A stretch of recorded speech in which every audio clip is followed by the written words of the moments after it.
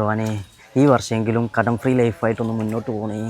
അരുണിൻ്റെ കയ്യിൽ നിന്ന് വാങ്ങിയ പൈസ തിരിച്ചു കൊടുക്കാതെക്കാൻ പറ്റണേ സ്വാമിയേ.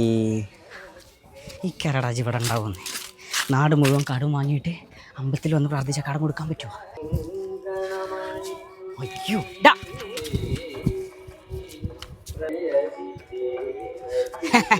എങ്ങടെ മുങ്ങളോ? ആരും മുങ്ങി? ഭഗവാൻ ഒരു കാര്യം പറയാൻ മറന്നു, അത് പറയാൻ പോയതല്ലേ. എന്താണാവോ?